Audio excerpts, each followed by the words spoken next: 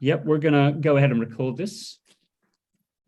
So we're recording. So thank you very much for all joining us today for this panel discussion, hosting a virtual customer and partner event. My name is Neil Howman from 202 Communications, but more importantly, I'd like to introduce you to my two guests. First of all, Caryn Cohen, co-founding partner of the Dundee Hills Group and Chief Evangelist, as it says there, for life. Welcome, Caryn. Thanks for joining. By magic, there it was. Here I am. It was brilliantly done. A genius. And our other guest, Ralph Bachofen, VP Sales and Marketing, Triveni Digital. Welcome, Ralph. Oh my goodness, there you are as well. Yeah, now we're all together. The magic gang are back in town. So welcome both. Thanks very much for joining us. Before we get into the discussion proper, Caryn, would you just give our guests just a very brief overview of the platform we're on, the live platform? So, sure. All right, I'm going to share my screen quickly. This is the environment that we are in today. Very easy to navigate. Your time zone is automatically calculated, just so you have an idea. You've got your map view on the left. You can search users. There's no schedule today because it's just us. You can search users, but the basic thing to move around is you can click on any of the rooms on the map, or you can click on the name of the room. And you can actually see where people are in the event. So you can see Becca and Lucia are in reception. Right now, all of us are in the main stage. And later on, after we go through the session, we'll be able to just jump into another room and you can have conversations that you want to have. And that's how you get around. Great, thank you, Caryn. And that's the point, really, that we're going to have a conversation, a discussion between us three for the next 20 minutes or so. But then the key point really is that we want you to invite you to stick around, explore the site, come and have a chat with Caryn, Ralph, any of the other live team on this call. And we'd love to hear actually from any of you guys. Are you planning a virtual event for customers, partners? Have you attended one? What are your experiences? There's a great fount of knowledge already here, but we don't claim to have the monopoly on it. So it'd be great to hear from you guys. And the whole idea of the live platform, I think you'd agree, Caryn, is just that free association, that ability to network, to move around at will and get a sense of engagement that way. So please stick around. You can put questions in the chat, of course, while we're chatting. I'll try and get across those, but even better, save them for the end and come and have a chat face to face with us. Caryn has her own room, Ralph has his own room. You can even come and talk to me if you're feeling really desperate about things. Okay, so let's get on with the discussion. Really, Ralph, we were thinking that the great way to do this chat would be to have something of a case study, because you have in fact organized, hosted a customer and partner meeting at the end of last year. So perhaps you could tell us a little bit about how that came about, how that event came about, and perhaps what the objectives were. Of course, absolutely. And thanks for having us here. Obviously we had this interesting, environment called COVID, and we couldn't see each other anymore, which, is brutally hard for anybody, right? So what we did, even before those events, we have done a lot of webinars, and we still do a lot of webinars, right? Mostly technical in nature, trying to educate our customers and partners. That's what we do a lot, and they're free of charge. And they're great vehicles to do these kind of things, right? But normally a webinar is a one-way street. And when COVID happened for us, this was not the right environment anymore to have a discussion with our customers and partners, what's their problem, what to do, these kind of things. And the whole brainstorming aspect of a trade show just went away, right? And for us, that was missing. Yes, we tried to do one-on-one webinars, right, where we had a discussion with customers, but it's just not scalable either, right? There's only so many hours a day you can do that. So what came along is the live event from you guys, which basically replicates the whole trade show if that's what you choose to do.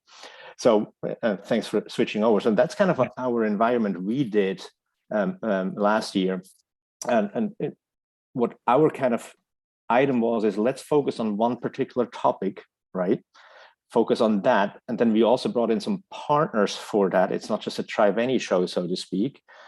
And we brought keynote speakers in there, these kind of things, and created a full lineup of schedules where then, you know, our guests could say, okay, this is maybe a topic I would like to hear more. And then after that topic, I would like to have a discussion with the speaker or somebody else, right?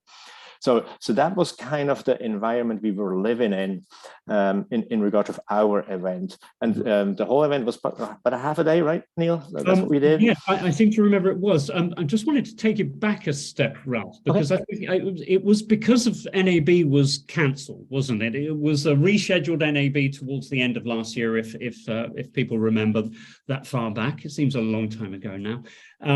But I wondered if this was the sort of the engagement that you were planning to have at NAB in person was taken away from you rather late in the day. And it struck me, Ralph, that you were very keen to have that sort of engagement somehow before the end of last year. Would that be right to say that? Absolutely. The whole engagement aspect, where again, you can brainstorm about problems your customers may or may not have. Sure. You can discuss. And as a matter of fact, was that kind of interesting as well, because even sometimes our customers, larger customers who have, you know, a facility down in Florida and the other one is in California, those folks weren't able to talk sometimes either.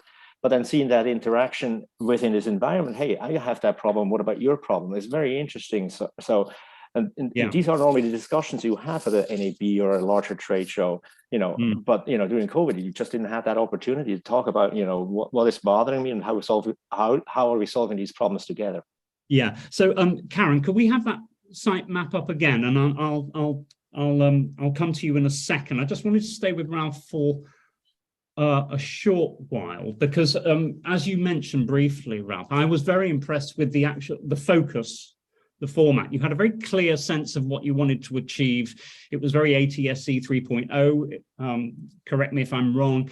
And I was very impressed by the very focused sort of speaker program you put together. And indeed, you got the partners in who were working with you in that particular area. Would that be right? Would that be? That's correct. And, you know, for me, it was kind of important, selfishly maybe, to make it a little bit focused, because if you're not focused, you have too many things to juggle with, right? So, you know, generically, my recommendation is to do one thing and do it right, and then maybe do another one with another thing. So do it multiple times, but with a focus. I think that's, at least from my point of view, is super important. And as a matter of fact, you know, depending on that topic, you bring in different speakers, right? You bring in different, you know, partners for that particular topic, right? So that helps you also a more focused topic environment, right? You know, where you can then, you know, draw your clientele or partners in as well. Thanks for flipping over to the schedule, Caryn, because this kind of illustrates the point of what you were thinking of there, Ralph. And you we'll talk about the two stages in a second. Caryn, I want to come to you and play a little bit devil's advocate to what Ralph's just said. Obviously, it suited Ralph's event very much to have this focus. But of course, when we talk about format for live events, we can be very flexible with that idea, and we can have a number of strands. And I think you've been involved in events where there have been various areas of focus. Maybe you could tell us a little bit more about things to consider. Sure. So when we created this platform, it was really out of frustration, our own frustration of, as Ralph said, not going to shows. And how do we communicate on behalf of our clients and ourselves to meet new people? We looked at all the stuff that was out there, and what it didn't do was the people-centric stuff, right? So we thought, well, why do people go to a trade show? Why do we get on a plane, spend all that money? We go for the content, right? That's the first and foremost thing we do. We go to make connections. We're there. And because we're all in the same place at the same time, we go for that community. And those were the things that we focused on with this idea. And that's exactly what, and Ralph used it 100% correct, because he concentrated on the content. He brought in people that were, part of the community, and he enabled them to make all of those connections. And so, as they say, it was sticky. People stayed. It was genuine. They had choice to consume what they wanted, have discussions they wanted. And it was the most like a real in-person event that you can get without actually giving someone a hug, because it was real discussions. Nothing was forced. So I thought Ralph did a great job of that. That was, I certainly found that as well. And if we look at this this map here from your event, Ralph, you did cater for a range of things, a range of topics. We obviously have the main stage where you had your keynotes. We'll go back to the schedule in a moment, but I was particularly impressed that you provided a sort of second stage for, they were kind of deeply technical presentations for people who wanted that information, your customers and partners who wanted the information on the expert stage. As you say, you provided a space, and we'll move on to partners and partner engagement in a second. You also, of course, because it was a Triveni Digital event, wanted a showcase for your own solutions, but also then there were areas to socialize and freely associate. One of the big things I think that this particular virtual platform is trying to achieve, as Caryn just said, about this sense of community and networking and the things that we're missing from the in-person events. A couple of aspects of this wanted to talk about, I think something for a customer and a partner event, especially because, the people we work with may to some extent be in competition with each other. So we want to have that provision for meeting them privately. Perhaps Caryn, you could explain a little bit more about the environment you've created for private off-radar meetings, perhaps. Sure. So as we said, when you're in an environment, and the one that we're in now, we can see where everybody is. I'll switch back to Triveni. But let's say I wanted to have a private conversation with Ralph, and I didn't want the rest of the community to see Ralph and I were actually having a conversation.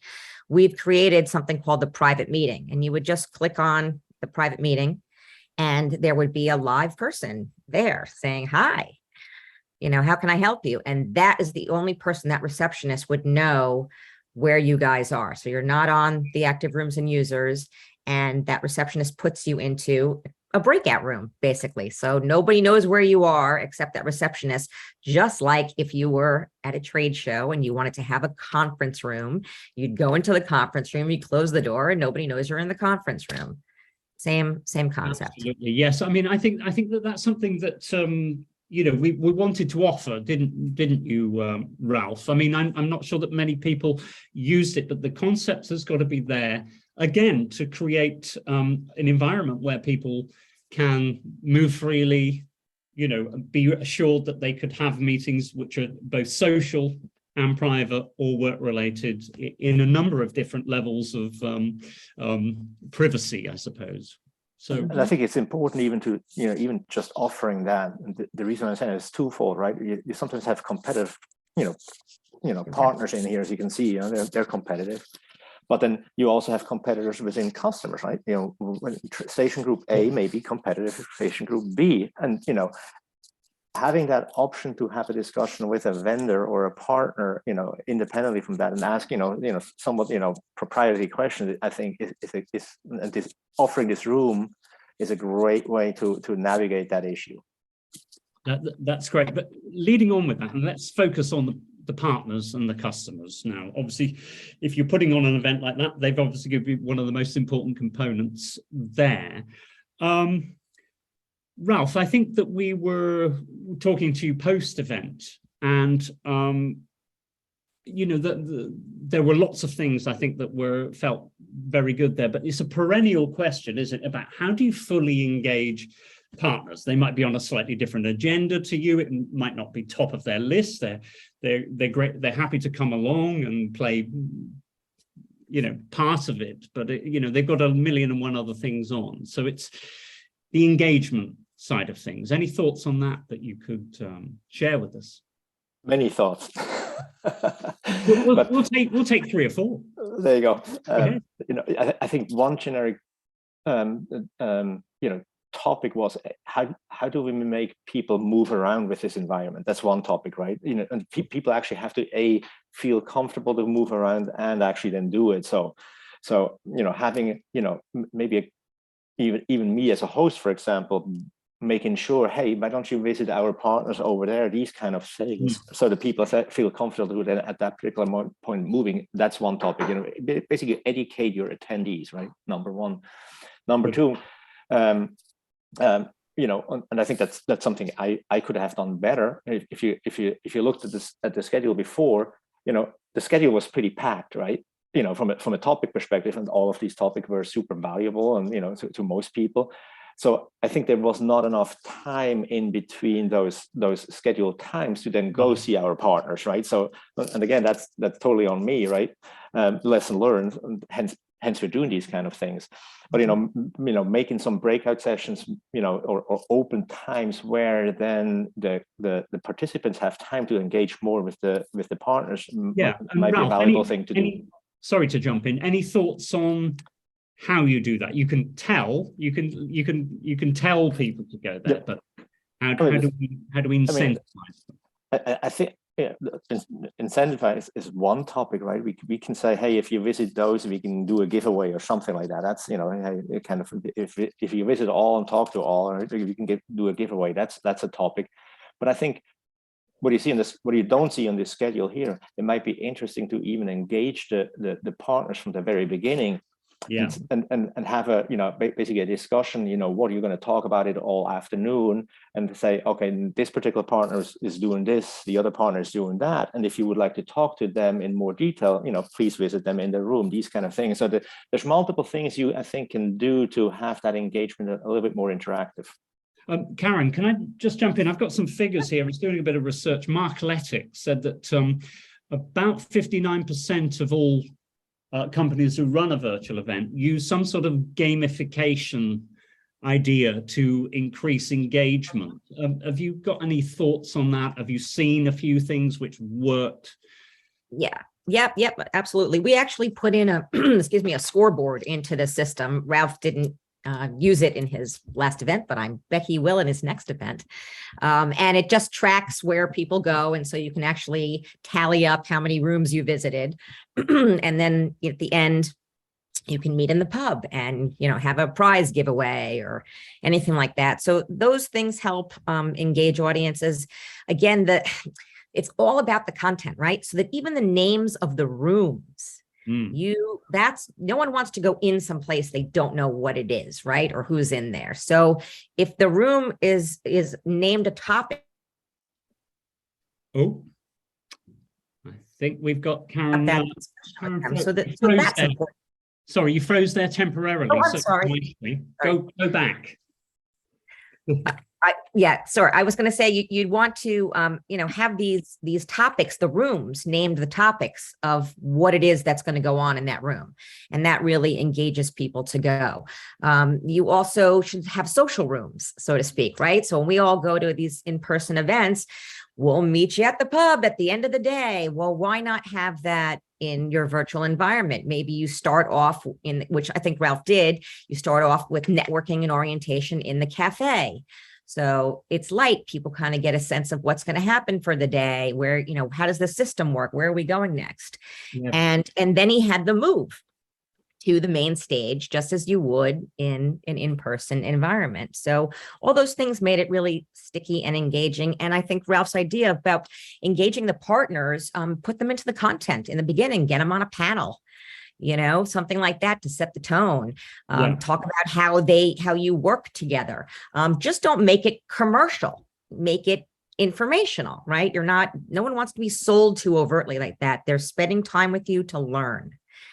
And that's what you should focus on. It's a great point. And I think that's a great idea, Ralph. And I'm hoping that would be a way to go in the future. And I was just going to add conversational to that. But the main thing I was going to add there is that all good events that I've ever attended on the live platform have always ended up in the pub. I don't know if that says anything about me, but always good. And yes, I think that idea of bringing everybody together, bringing, whether it be who visited the most rooms, who engaged, the gamification aspect, is a great place to do it. One other thing I did notice, Ralph, and possibly something that is a consideration, there is that sort of nervousness about initially exploring an environment such as this. But I noticed some of the partners that you had along, they kind of overloaded their booths with people from the same company, which can be a little bit intimidating if somebody's, they see 10 people from partner A, it may put them off going. It's just like a real trade show. If you have more Triveni shirts in a booth, you might not go in there. It's exactly that environment. So yes, I think I highly recommend, if any environment you do that in, manage the expectations and, kind of the protocol associated with that in regard to that, to minimize frictions, right? For people being afraid moving around. Yeah, so it's all education, really, in the end.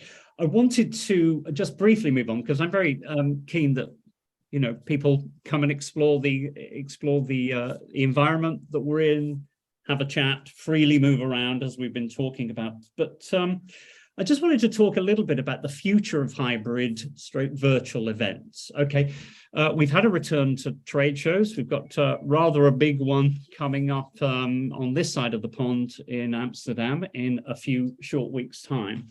But I noticed an interesting statistic that 67% of businesses who had run virtual events in lockdown, shall we say, continue to use virtual to complement in-person events.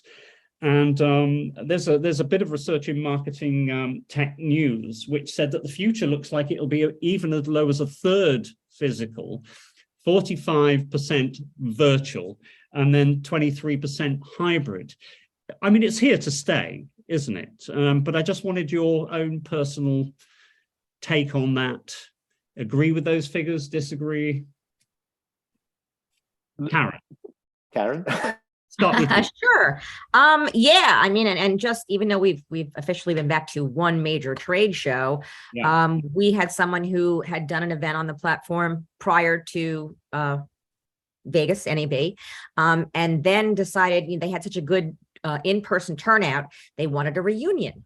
So we did a virtual, we just used their environment again and did a virtual reunion post NAB so people can reconnect after seeing each other in person. I think that is a really important trend to pay attention to, because all the events we've done that replaced in-person events, the audience tripled, hands down. Every time it tripled from whatever the in-person was. I think very good point, Caryn. And also, obviously, that has a cost implication, doesn't it? If you want to get your customers and partners jetting in from, all over the place. It's expensive. It's expensive thing. Yeah, but I think what people found was there's a whole community out there that they've never gone to the trade show. They'll never go to the trade show. They are not on the budget to do that. And yet they are really valuable in the industry and they need to be part of the conversation, so to speak. And so the people that have engaged on the platform when we were all in lockdown would say things like, I would never have been able to attend this in person, or I never would have had time to talk to that speaker in person, tons of things. So it really, to abandon that audience is completely wrong. So you have to make a plan for both, right? And Ralph, from a Triveni Digital perspective, how do you see it? How do you think you might? Not much to add what Caryn just said, because yes, I agree, 100%. And what we see, yes, we will still focus on the larger events, right? Because it's kind of a quote unquote must do, right? Even from a branding perspective, and even from us, from learning from each other, from our partners and customers. But then some of the smaller ones, right, shows, because it is costly. And by the way, it's super costly these days because all the flights are delayed, like me Friday. But anyway, so it's also a time impact, right? So augmenting your marketing plans with in-person events with the live environment is from our perspective is a must, right? Because it gives you these kind of continuous information discussions with your customers and not traveling all the time. So, and I think this is quote unquote the cheapest way to do it. Absolutely, Yeah. absolutely, and it seems that the research seems to bear that out. That that you know, it's a new line item on a marketing budget is how much, you know, on hybrid virtual to support, you know, the sales operations, etc. Well, I thank you very much. I think we'll close the sort of formal discussion there, and I'd like to thank you both, Caryn and Ralph, for joining us and for those insights. But please, everyone, feel free to stick around. Ask Caryn about the live platform, Ralph about his, you know, experiences with running a virtual event. I did just want to bring to your attention a couple of items. We have got some content that we'll ensure everybody gets. It's called "What is Working Now for Virtual Events." It's a live publication, I hasten to add, and just a little plug, a little bit of shameless self-promotion here, that next Tuesday, 16th of August, around the same sort of time, or on the same sort of platform, will be another panel discussion. It will involve me, but don't let that put you off, because I've got a brilliant colleague called Netra Ghosh joining me to revisit some media training ideas when sitting down with the ladies and gentlemen of the press, with IBC a few weeks ahead. So it'd be a nice little refresher for that. It's been a while, especially for people who didn't go to NAB. So 3 years could come as a shock when you sit down next to an editor. So come and join us for that. There's a link, a couple of links. Thank you, Becca, for coordinating that. But stick around now and explore the site. Thank you all very much, and see you next time. Thanks, everyone. Thanks, everyone. Thank you. I'll be in my room. Same here. Well, we, yes, off to your rooms, everyone. We can stop the recording now, I guess. Thanks.